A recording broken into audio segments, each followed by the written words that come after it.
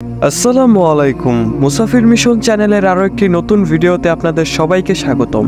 কিয়ামত সংঘটিত হওয়া বা পৃথিবী ধ্বংসের সবচেয়ে বড় আলামত হচ্ছে সর্বশেষ নবী হযরত মুহাম্মদ সাল্লাল্লাহু আলাইহি সাল্লামের আগমন। আজ থেকে 1400 বছর আগে এ আলামত দেখা দিয়েছে। এরপর আরও বড় বড় আলামত সংঘটিত হবে, যা কিয়ামতের পূর্বাভাস। এই পূর্বাভাসগুলো বলে গিয়েছেন হযরত মুহাম্মদ সাল্লাল্লাহু আলাইহি সাল্লাম তার মৃত্যুর পূর্বে এবং মহান আল্লাহ তাআলা পবিত্র কোরআন ও হাদিসে। ইমাম মাহদীর আগমন, ঈসা আলাইহিসসালামের আগমন, ইয়াজুজ মাজুজের পৃথিবীতে আগমন। এছাড়াও কিছু ছোট ছোট আলামত রয়েছে। এর মধ্যে অন্যতম হচ্ছে মধ্যপ্রাচ্যের ফুরাত নদী পানি শুকিয়ে যাওয়া এবং পানি শুকিয়ে এর মধ্য থেকে স্বর্ণ বের হওয়া। সম্প্রতি সময়ে বিভিন্ন সংবাদ মাধ্যমের মাধ্যমে জানা যাচ্ছে ফুরাত নদীর পানি শুকিয়ে যাচ্ছে। তাহলে কি ফুরাত নদীর পানি শুকিয়ে যাওয়াটা হাদিসের বর্ণনার সঙ্গে মিলে যাচ্ছে? আসুন জেনে নেই ফুরাত নদীর পানি শুকিয়ে যাওয়া নিয়ে হাদিসে কি বলা হয়েছে। ফুরাত নদীকে তুর্কিতে ফিরাত এবং আরবিতে নাহরুল ফুরাত বলে। এই ফিরাত বা ফুরাত নদী দক্ষিণ পশ্চিম এশিয়ার একটি নদী। এটি তুরস্কতে উপলব্ধি লাভ করে সিরিয়া এবং ইরাকের ভেতর দিয়ে প্রবাহিত হয়ে দজলা নদীর সঙ্গে মিলিত হয়েছে এবং সাদ আল আরব নামে পারস্য উপসাগরে গিয়েই পতিত হয়েছে। দজলা ও ফোরাত নদীর পানি ব্যবহার করেই প্রাচীন মেসোপটেমিয়াম সভ্যতাগুলো বিকাশ লাভ করেছে। ফোরাত নদী 2700 কিলোমিটার দীর্ঘ এবং এর অববাহিকার আয়তন 4,40,000 বর্গ কিলোমিটার। এর মোট অববাহিকার মাত্র 30% তুরস্কে অবস্থিত হলেও এর 90% পানির উৎস তুরস্কের উচ্চভূমি। নদীটি আলাপ শহরের 120 কিলোমিটার উত্তর পূর্ব সিরিয়াতে প্রবেশ করেছে। পূর্ব সিরিয়াতে এর সঙ্গে দক্ষিণ পূর্ব তুরস্ক থেকে আগত খাবুর নদী নামে একটি প্রধান উপনদী মিলিত হয়েছে। ফুরাত নদী প্রতি বছর প্রায় 2800 কোটি ঘনমিটার পানি বহন করে। এপ্রিল ও মে মাসে নদীটি সর্বোচ্চ পানি ধারণ করে।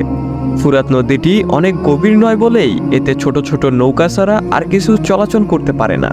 এটি মূলত তার পার্শ্ববর্তী শহরগুলোতে পানি সরবরাহের জন্য খুবই গুরুত্বপূর্ণ ভূমিকা পালন করে। তাই দেখা যায় নদীটি তুরস্ক, সিরিয়া ও ইরাকের মধ্যে রাজনৈতিক অস্থিরতা সৃষ্টির অন্যতম একটি মাধ্যম। এই তিনটি দেশেই জমিতে সেচ দেওয়া ও পানির অন্যান্য কাজের জন্য ফেরাতের উপরই নির্ভর করে।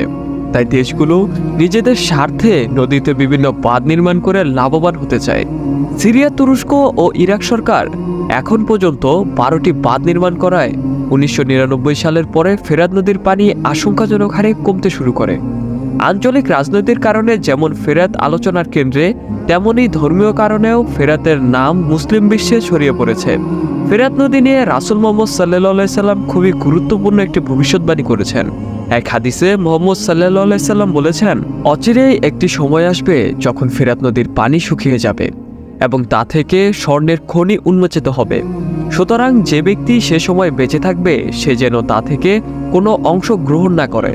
বুখারী শরীফ, কিতাবুল ফিতান, হাদিস নাম্বার 7119।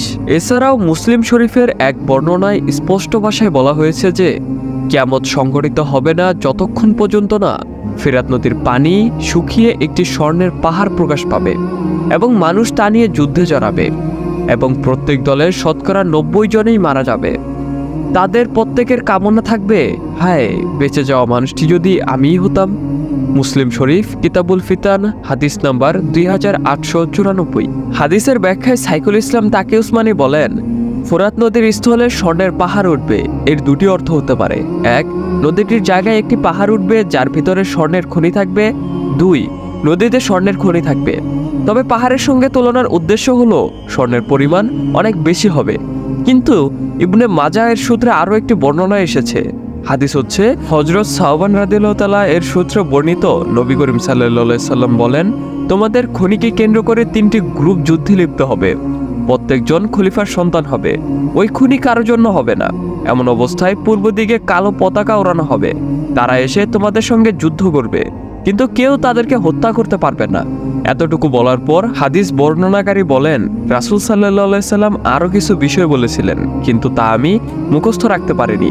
তবে বাকি যতটুকু মনে আছে তা হলো, যখন তোমরা তাকে দেখবে তখন তার হাতে বাইয়াত হবে, কারণ তিনিই হচ্ছেন আল্লাহর খলিফা ইমাম মাহদী আলাইহিস সালাম। ইবনে মাজায় বর্ণিত খনি দ্বারা যদি উদ্দেশ্য হয় আগের হাদিসে বর্ণিত খনি, তাহলে বোঝা যায় যুদ্ধের এই ঘটনা হবে ইমাম মাহাদির আবির্ভাবের আগের সময়। এই সময়টা হচ্ছে ঈসা আলাইহিসসালামের নাজিলের আগ মুহূর্ত।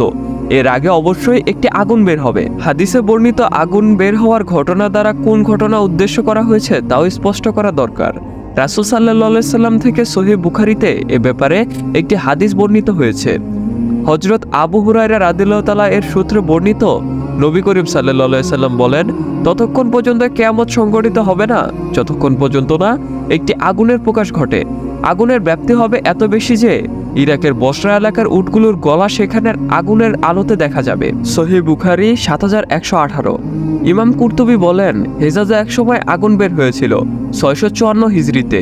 এরকমভাবে কুরাইজা এলাকায় একবার আগুন বের হয়েছিল, তবে এগুলো মূলত হাদিসে বর্ণিত আগুন নয়।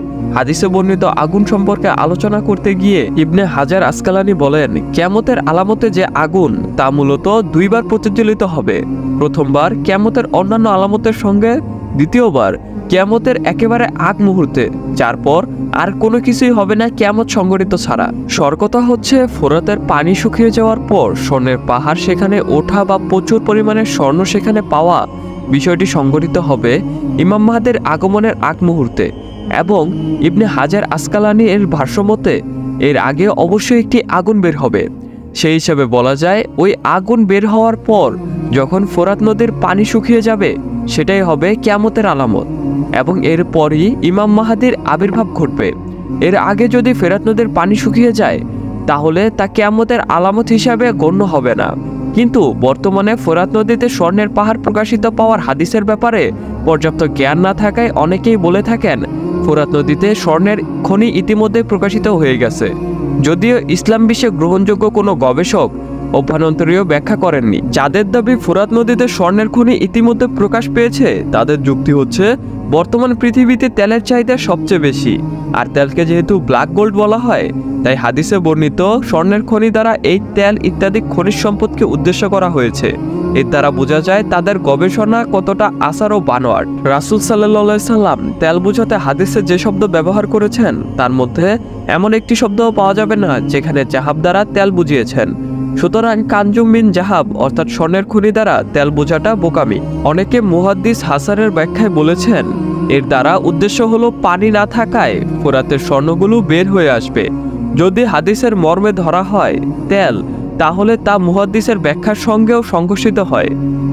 তাছাড়া রাসূল সাল্লাল্লাহু আলাইহি সাল্লাম ওই স্বর্ণ নিতে মুসলমানদের নিষেধ করেছেন, কিন্তু বর্তমান পরিস্থিতিতে কোনো গবেষকই বলেননি যে ফোরাত নদীতে স্বর্ণের খনি পাওয়া গেলে তা নেওয়া যাবে না, যেহেতু রাসূল সাল্লাল্লাহু আলাইহি সাল্লাম নিতে নিষেধ করেছেন। হাদিসের কিতাবগুলোতে আমরা কিয়ামতের যত আলামতের বর্ণনা পাই, কোনো ঘটনার ক্ষেত্রে সুনিশ্চিতভাবে বলার সময় এখনো আসেনি যে এটাই কিয়ামতের আলামত। ইমাম মাহাদির কথাই ধরা যাক, ইমাম মাহাদি দুনিয়াতে একজনই আসবেন, এটাই সত্য। রাসূল সাল্লাল্লাহু আলাইহি সাল্লামের যুগের পর থেকেই ইমাম মাহাদির আগমনের ধারা শুরু হয়েছে। এখন পর্যন্ত ইমাম মাহাদির ধারা অব্যাহত আছে। আইএসআইয়ের প্রতিষ্ঠাতা আবু বকর বাগদাদির বেলায় শোনা গেছে তিনি ইমাম মাহাদি, অথচ প্রকৃত ইমাম মাহাদির আগমন আরো বহুদূর। প্রকৃত মুমিনের কাজ কখনো কিয়ামতের আলামত খুঁজে বের করে মানুষের মাঝে হতাশা তৈরি করা নয়। এটাও কোনো মুমিনের কর্মপন্থা হতে পারে না যে সে ইমাম মাহাদির অপেক্ষায় বসে বসে প্রস্তুতি নেবে। রাসূল সাল্লাল্লাহু আলাইহি সাল্লামের শিক্ষা হলো অব্যাহতভাবে কাজ করে যাওয়া। যে যতটুকু কাজ করবে সে আখিরাতে ততটুকুই পাবে। তো বন্ধুরা, আজকে এই পর্যন্তই। যদি ভিডিওটি ভালো লেগে থাকে তবে লাইক দিয়ে দিবেন, এবং এরকম ভিডিও আরো পাওয়ার জন্য আমাদের ইউটিউব চ্যানেলটি সাবস্ক্রাইব অথবা ফেসবুক পেজটি ফলো দিয়ে দিবেন। আল্লাহ হাফেজ।